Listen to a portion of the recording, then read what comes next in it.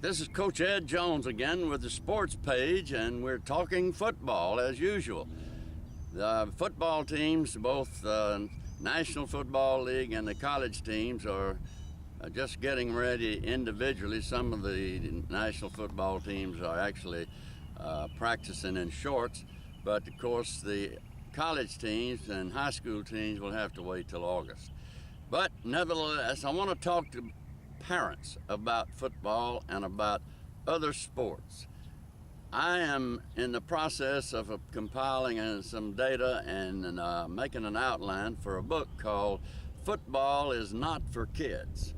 And what I mean by that is that we have oversaturated our kids with football, pee-wee football rather, and Little League baseball and basketball in the YMCA leagues at age 5, 6, and 7, and soccer leagues all over the country. I'm standing in front of the Montgomery Soccer Stadium, and it's a very well done stadium, and they have contests from people all over the country here, but mainly it's a youth soccer field, and there are other fields surrounding this field where they can practice and play games actually. So the soccer aficionados have really pushed this game on us, and I bought it for a long time thinking that it was a good game to train young kids to play other sports, to create hand-eye hand-eye coordination and physical conditioning. But I have changed my mind on all of this.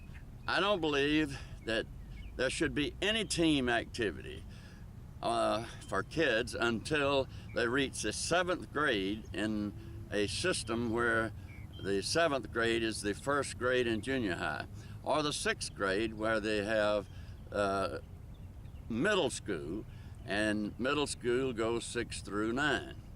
The reason for this is twofold. Number one, their bones and their muscles are not suited at that age, prior to 12 and 13, to taking licks and delivering licks with their arms, shoulders, knees, and head.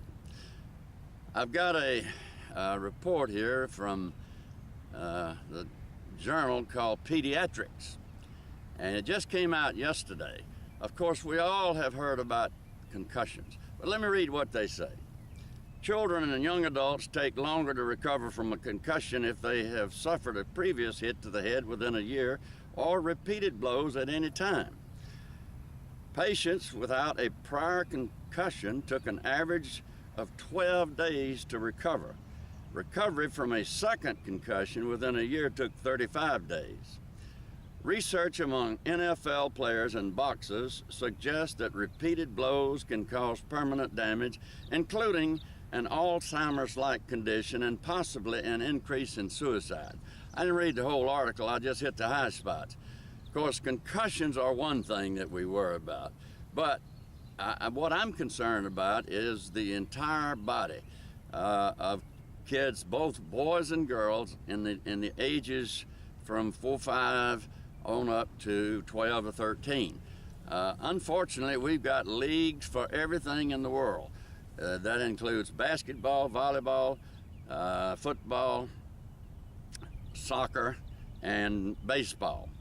Again, I just don't, I'm giving you some information. Some people will laugh at it, some people will criticize me for this, but that's okay.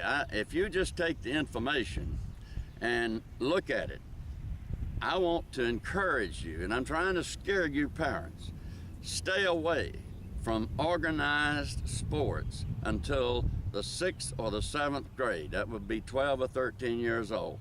Put your kid in swimming, track and field, tennis, golf, wrestling. Yes, wrestling. The martial arts, supervised weight training, which is a part of the cross training, and gymnastics. Just 8 activities that you can put your kids in. Let them develop individual skills and in these sports.